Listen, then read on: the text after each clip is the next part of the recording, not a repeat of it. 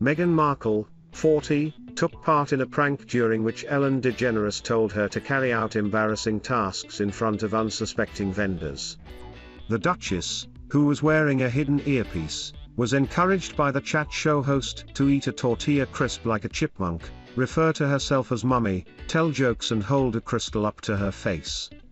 Royal expert Neil Sean has claimed Meghan is upset following the recent backlash on her appearance.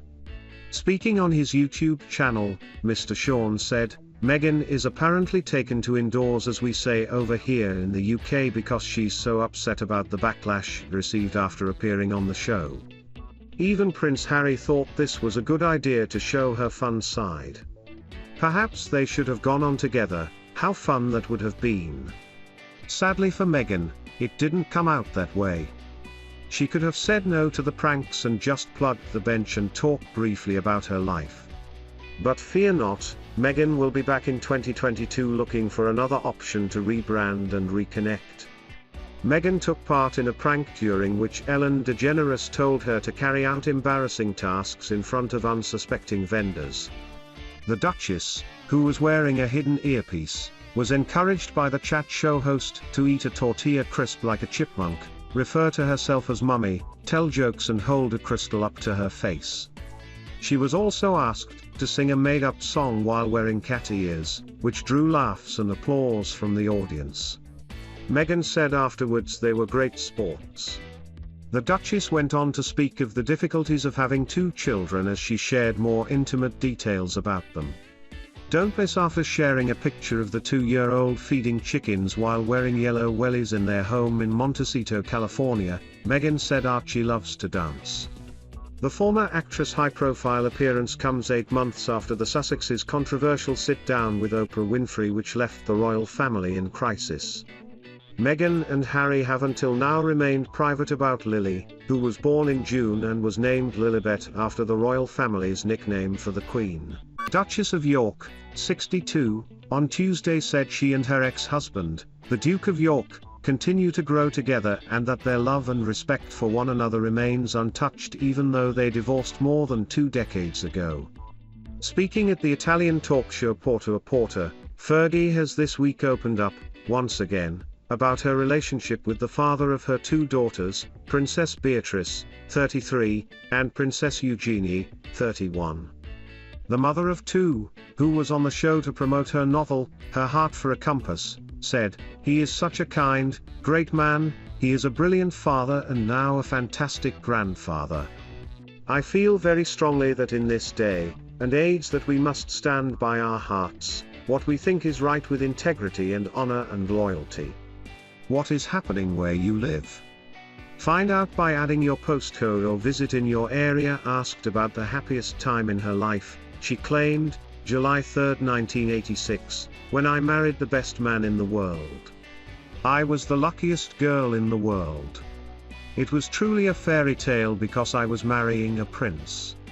First of all, I was marrying a man, then I was marrying a naval officer, and then I was marrying a prince. He was very good looking, a handsome prince from all the fairy tales, he even had the sword. The pair married in July 1986 and split up in 1996. It is not the first time the Duchess speaks openly and candidly about the subject. On a trip to Poland in September, she said to local press, "When you make that commitment, you decide to marry a prince. And I fell in love with him. He was a sailor, he is still. He was a helicopter pilot, and was also a prince. I kept my commitment, no matter what. People said, you got divorced. They don't know how I feel. Divorce is one thing, but my heart is my oath, my obligation." The Duke of York stepped back from royal family duties following allegations against him by Virginia Roberts. Ms. Roberts claims Andrew sexually assaulted her when she was 17 at the London home of Ghislaine Maxwell as well as at Jeffrey Epstein's homes in Manhattan and Little St. James, in the U.S. Virgin Islands. Prince Andrew vehemently denies the allegations.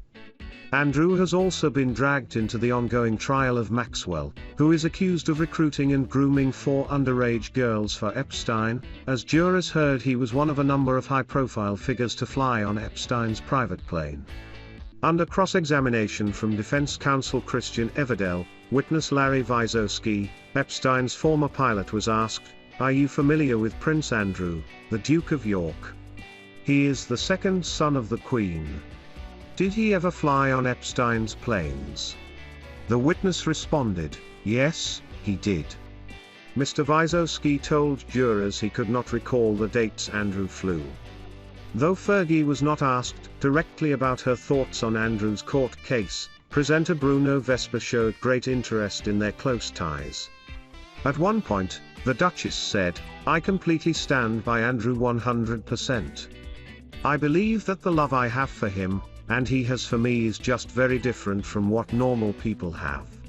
We have great respect and love for each other. It really is our own fairy tale and it's our own lives, how we like to be, with total respect and honor to each other."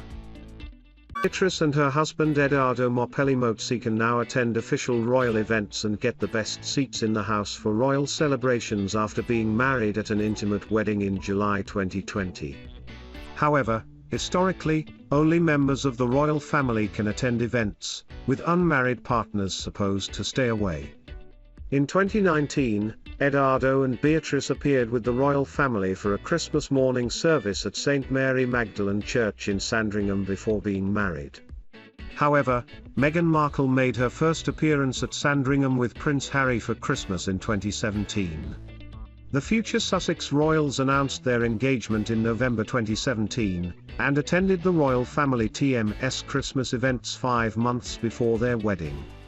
Speaking at the time, royal expert Richard Fitzwilliams told Express.co.uk Kate, the Duchess of Cambridge and Jax Brooksbank were TMT afforded the same invitation. He said, "In 2010 Kate was not invited to do so after her engagement to William, nor was Mike Tyndall after his to the Princess Royal's daughter Zara Phillips, and only spouses and close family are usually invited." However, Harry and Meghan will be living together at Nottingham Cottage at Kensington Palace, and her family are in the United States. The monarchy relies heavily on precedent and tradition, but it also makes its own. It comes as the royal family reportedly planned this year TM's trip to Sandringham for Christmas, after 2020 saw the family forced to celebrate separately due to coronavirus restrictions. According to People, the Queen will be heading to her Sandringham estate in Norfolk for Christmas with close family members as long as no new COVID mandates are put in place by the UK government ahead of the holidays. The monarch is likely to take a 50-minute helicopter journey to Sandringham around Friday, December 17th. Her Majesty is also reportedly determined to attend the Christmas Day service at St. Mary Magdalene, but is expected to be driven instead of walking to the church. Christmas guests at Sandringham this year are thought to include Prince Charles and the Duchess of Cornwall, as well as William, Kate, and their 3 children. The Queen's youngest son Prince Edward, his wife Sophie, and their children, Louise and James, have also confirmed their attendance. Princess Anne and her children Peter Phillips and Zara Tyndall are expected to attend. And the invitation has been extended to Beatrice, Edoardo, and Sienna, and to Princess Eugenie, her husband Jack Brooksbank, and their baby son August. A royal source also told the Mirror the Queen is very much looking forward to the holidays. They said, "The Queen has told everyone she is feeling far better of late and is very much looking forward to welcoming them for Christmas."